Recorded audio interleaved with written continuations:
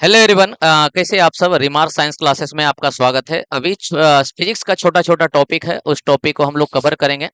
क्योंकि हम जान रहे हैं क्या कि अगर फिजिक्स को आप अगर पढ़ना चाहते हैं तो उसमें छोटे छोटे कॉन्सेप्ट को अगर समझते हैं तो उससे आपका इंटरेस्ट आएगा।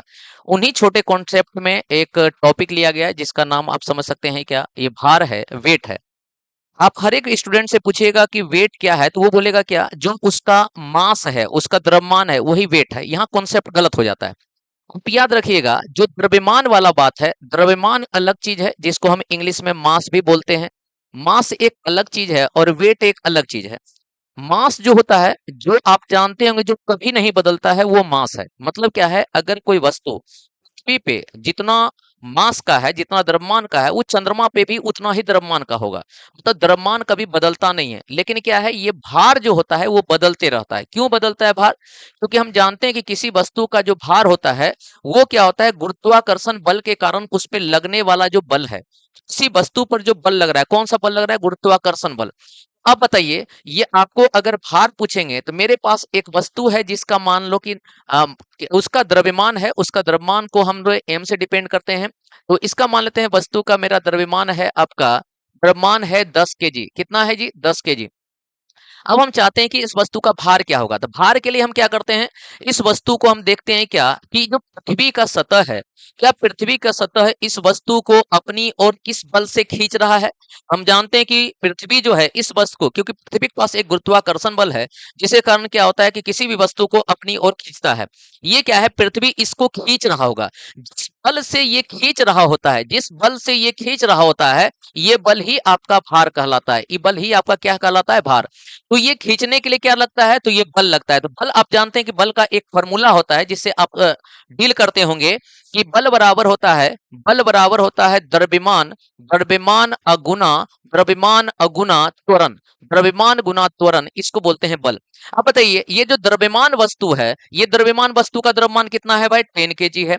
और यहाँ पे अगर त्वरण पूछे तो त्वरण किसका लेंगे? हम जानते हैं कि त्वरण जो है गुरुत्वीय त्वरण होता है। पृथ्वी का एक अपना त्वरण होता है जिससे कि किसी वस्तु को अपनी ओर खींचता है, और खींचने के कारण उस वस्तु का वेग भी बढ़ता है। त्वरण के बारे में ही हम लोग चर्चा करेंगे। बताइए, पृथ्वी का त्वरण कितना होता है? उस त्वरण को हम जी नाम देते हैं। जी का मान कितना होता है तो आप पहले जानते होंगे कि जी का मान 9.8 मीटर पर सेकेंड स्क्वायर होता है। कहीं कहीं जी का मान 9 ना लेके वो डायरेक्ट जी का मान 10 मीटर पर सेकेंड स्क्वायर ले लेता है। अगर यहाँ पे जी के वैल्यू को हम अगर रखें तो हमको क्या पता चलेगा, इसको अगर थोड़ा सा मिनिमाइज कर लें, अगर यहाँ जी के वैल्यू को रखें, क्या हमको पता चल रहा है?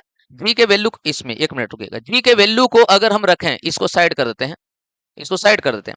ले जी के वैल्यू को अगर यहाँ रखें तो यहाँ पे क्या हो गया? 10 केजी। और यहाँ पे जी का वैल्यू कितना हो जाएगा आपका? 9.8 मीटर पर सेकेंड स्क्वायर। अगर इसको आप कैलकुलेट कीजिएगा तो क्या होगा? 10 को 9.8 से गुना कीजिएगा तो क्या हो जाएगा आपका? 98। और ये केजी जब मीटर पर सेकंड स्क्वायर से बनता है तो इससे एक यूनिट दिया जाता है, जिस यूनिट का नाम होता है न्यूटन।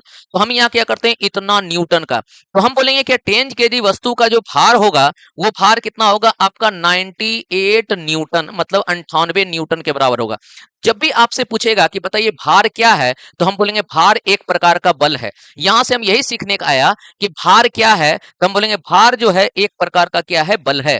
भार जो है वो एक प्रकार का क्या है? बल है। तो भार क्या है? एक प्रकार का बल है। एक प्रकार का बल है। एक प्रकार का बल है। भार क्या है? एक प्रकार का बल है। बताइए, अगर बल है तो आपसे पूछेगा भार का इकाई क्या होता है?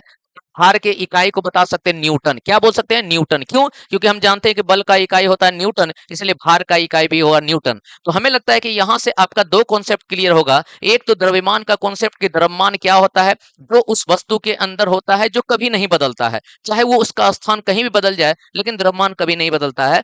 लेकिन हम देख रहे हैं क्या, वस्तु का भार हमेशा बदलता है। इसलिए कभी आप सुनते होंगे कि अगर जिस वस्तु का भार पृथ्वी पे 60 केजी है, उस वस्तु का भार चंद्रमा पे जाके 10 केजी हो जाता है, मतलब कि छठा भाग हो जाता है। तो छठा भाग जो हुआ होगा वो द्रव्यमान का नहीं रहा होगा, वो आपका जी का मान हुआ होगा। क्योंकि जिसका मास बड़ा होता है उसका जी बड़ा होता है, जिसका मास छोटा होगा उसका जी छोटा होगा। इसका मतलब हम बोल सकते हैं कि पृथ्वी का जो जी है वो आपका बड़ा है और चंद्रमा का जो जी है उसका छोटा है। जी है क्या? जी को हम बोलते हैं त्वरण, जो कि आपका यहाँ लिखा हुआ है। तो हमें लगता है क्या इस छोटे से चीज को जहाँ तक आप समझ पाते हैं, तो एक बात एक क्वेश्चन देते हैं कि अभी लोग बताइएगा कि आपको यहाँ अगर दे दे कि 20 केजी वस्तु का भार क्या होगा?